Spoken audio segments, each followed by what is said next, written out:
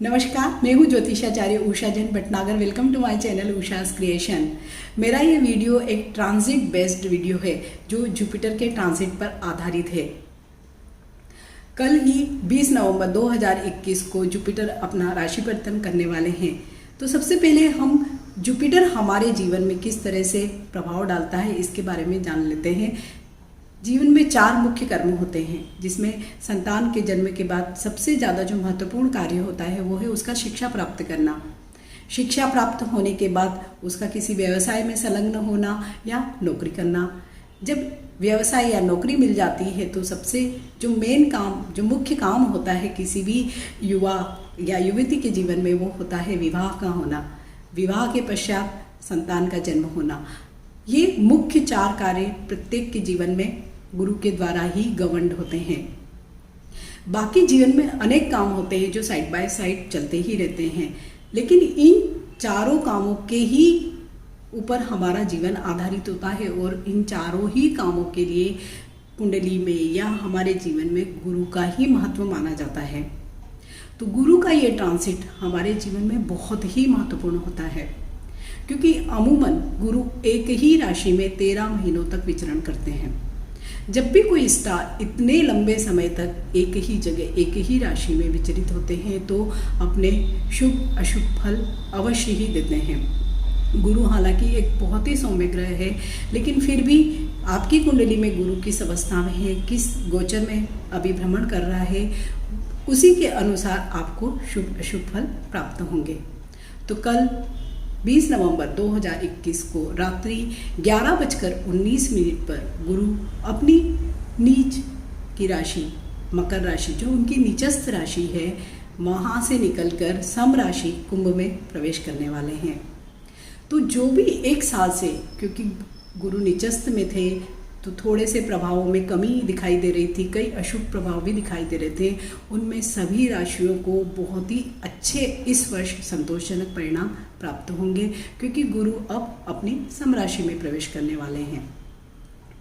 इस पूरे ही वर्ष गुरु अग्रगामी भी होंगे, अस्त भी होंगे, लेकिन 20 नवंबर 2021 से लेके 13 अप्रैल 2022 तक गुरु का यही भ्रमण रहेगा। तो जो हमारे जितने भी प्रत्येक राशि के जो भी प्रेडिक्शंस होंगे वो 20 नवंबर 2021 से लेके 13 अप्रैल 2022 तक रहेंगे। उसके बाद गुरु अग्रगामी होकर मीन राशि में चले जाएंगे। तो अप्रैल में मैं आपको अलग से सभी राशियों का क्या फलादेश होगा वीडियो आपसे शेयर करूंगी।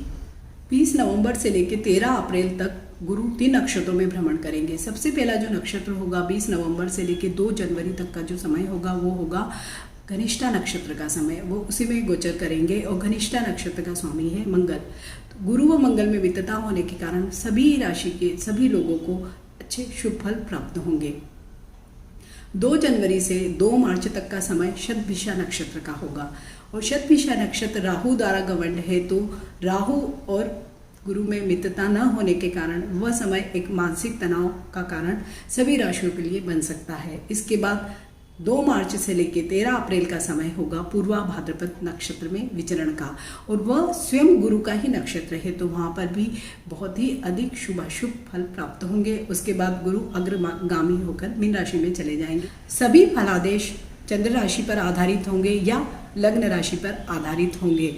आप अपनी कुंडली में अपना लग्न देख सकते हैं, वह चंद्र राशि के आधार पर अपनी राशि को जान सकते हैं। बात करेंगे राशि चक्र की तीसरी राशि मिथुन राशि। मिथुन राशि में गुरु 7th हाउस और 10th हाउस के लॉर्ड होकर नवम भाव यानी 9th हाउस जो भाग्य भाव भी होता है वहाँ पर विचरण करेंगे। अभी मिथुन राशि में शनि की ढैया चल रही है, तो पिछले साल जो भी काम बिगड़ रहे थे, जिस तरह की परेशानियां आ रही थी, वो सारे ही काम गुरु की इस दृष्टि से, गुरु के इस गोचर से काम बनने लगेंगे। सारे बिगड़े हुए काम फिर से संवरने लगेंगे। तो इस तरह से देखा जाए तो मिथुन राशि के जातकों के लिए गुरु का यह विचरण बेहद ही शुभ माना जाएगा। गुरु स्वयं भाग्य भाव में ही स्थित होंगे, और गुरु की जो 5वीं दृष्टि है वो लग्न पर होगी। लग्न पर दृष्टि होने से सेल्फ कॉन्फिडेंस बढ़ेगा, इनर स्ट्रेंथ बढ़ेगी, स्वयं को पहचानने की शक्ति मिलेगी, समाज में आपका मान सम्मान बढ़ेगा, पद प्रतिष्ठा बढ़ेगी, छोटे छोटे जो भी गोल या टारगेट्स होंगे वो टाइमली पूरे हो जाएंगे। गुरु की 7वीं दृष्टि होगी 3rd हाउस पर। 3rd हाउस होता है पराक्रम का भाव, वाणी का भाव, कुटुंब का भाव। तो यहाँ पर अगर गुरु की दृष्टि पड़ेगी तो सारी ही चीज़ें जो विगत में बिगड़ गई थी वो फिर से सुधर जाएगी। अगर वाणी के द्वारा अगर आप कोई काम करते हैं, सपोज आप मार्केटिंग में हैं, आप मीडिया में हैं या आप कंसल्टेंट हैं, तो आपके लिए ये समय बहुत ही उत्तम रहेगा। भाइयों से अगर आपका कोई पुराना विवाद चल रहा था तो अब सारे विवाद सुलझ जाएंगे। आप भाइयों के लिए सहयोग कारक रहेंगे और भाई भी आपके लिए मददगार साबित होंगे। मित्रों से आपको सहयोग मिलेगा, ट्रेवल होंगे और स्पेशली धार्मिक कई यात्राएं आपकी छोटी बड़ी हो सकती है। और जो लोग स्पेशली मार्केटिंग में ही हैं, जो ट्रेवल करते ही रहते हैं, तो उनके लिए भी ये वर्ष बहुत ही अच्छा जाने वाला है। गुरु की 9वीं दृष्टि 5th हाउस पर पड़ेगी, पंचम भाव पर पड़ेगी। और पंचम भाव होता है शिक्षा, संतान व प्रेम संबंधों का। तो इन तीनों ही चीज़ों में इस वर्ष बहुत ही शुभ फल प्राप्त होंगे गुरु के इस विचरण के द्वारा। संतान से सुख, संतान का सुख दोनों ही प्राप्त हो सकते हैं। अगर आप कई सालों से संतान प्राप्ति के लिए प्रयासरत हैं तो इस वर्ष अवश्य ही आपको ये खुशी मिल सकती है। इसके अलावा जो बच्चे फॉरेन एजुकेशन के लिए ट्राई कर रहे थे या कोई भी कॉम्पिटिटिव एग्ज़ाम्स की तैयारी कर रहे थे तो उनके लिए भी ये वर्ष बेहद अच्छा होगा। साथ ही प्रेम संबंधों में सफलता मिलेगी। जो लोग एग्जिस्टिंग कोई भी प्रेम संबंध में है या कोई नए रिलेशनशिप में जाना चाहते हैं तो उनके लिए भी ये वर्ष बहुत ही अच्छा होगा। लेकिन साथ ही उन्हें ये बात जरूर ध्यान रखनी चाहिए कि किसी भी बात में जल्दबाजी ना करें। अगर अपने प्रेम संबंधों को मटेरियलाइज करना चाहते हैं, शादी में बदलना चाहते हैं, तो थोड़ा सा जांच पड़ताल अवश्य करें, देखभाल अवश्य करें व सोच समझ कर ही निर्णय लें। इस पूरे ही वर्ष मिथुन राशि के सभी जातकों को अप्रत्याशित धन लाभ भी हो सकता है और अचानक भी धन लाभ हो सकता है।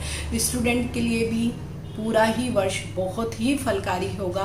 साथ ही जो लोग नए कोर्स ज्वाइन करना चाहते हैं या नई कोई भी चीज़ सीखना चाहते हैं, भले वो स्टूडेंट हो या बड़े लोग जो काम कर रहे हैं और काम के साथ पढ़ाई भी करना चाहते हैं, तो उनके लिए भी ये वर्ष बहुत ही अच्छा होगा कोई भी नई चीज़, नया ज्ञान हासिल करने के लिए। घर में शुभ मांगलिक कार्य हो सकते हैं। दान धर्म कर्म में आपकी रुचि बढ़ सकती है। घर में अगर बच्चे हैं व बुजुर्ग हैं तो उनको इस पूरे ही वर्ष हेल्थ इश्यूज हो सकते हैं, अतः उनके स्वास्थ्य का ध्यान अवश्य ही रखें। साथ ही पेट से नीचे वाले रोग या गुप्त रोगों की संभावना भी रहेगी। जो लोग ओवरवेट हैं तो उन्हें भी इस वर्ष अपना ध्यान अवश्य रखना चाहिए। इसके साथ ही डायबिटीज़, हाइपरटेंशन या हार्ट से रिलेटेड कोई इश्यूज है तो वो लोग भी अवश्य ही सावधानी रखें। अगर पहले से ही कोई ऑपरेशन ड्यू है तो हो सकता है इस वर्ष वो आपको करवाना ही पड़े। अतः पूरे ही वर्ष हेल्थ से संबंधित घर में आपकी या बच्चों की किसी की भी हेल्थ से रिलेटेड कोई भी प्रॉब्लम्स हैं तो उसे इग्नोर न करें, उसे तुरंत ही सॉल्व करें। बातचीत व बोलचाल में संयम रखें, वाणी पर नियंत्रण रखें। अगर कोई भी लीगल मैटर आपका एग्जिस्टिंग पहले से चल रहा है तो उसे थोड़ा सा पोस्टपोन अवश्य करें और कोई भी नए किसी भी प्रकार के कानूनी झमेले में न फंसे। अगर आप सामाजिक जीवन में किसी संस्था या पद पर कार्यरत है या आप राजनीतिक जीवन से संबंधित है तब भी आपको थोड़ा सा संभल कर इस वर्ष अवश्य ही चलना चाहिए, अन्यथा आपकी प्रतिष्ठा या सम्मान में कुछ कमी आ सकती है। उपाय स्वरूप आप 1.25 किलो चने की दाल एक पीले कपड़े में भरकर कोई भी मंदिर में दान कर सकते हैं। 9 अभिमंत्रित गोमती चक्र भी आप दान कर सकते हैं। किसी भी गरीब बच्चे को पढ़ने लिखने की सामग्री या स्टेशनरी की कोई भी सामग्री आप दान कर सकते हैं। पीले वस्त्रों व पीले फलों का भी आप दान कर सकते हैं। आप सभी मिथुन राशि के जातकों के लिए यह वर्ष गुरु का गोचर, गुरु का संचरण बहुत ही भाग्यशाली साबित हो व शुभ साबित हो। नमस्कार।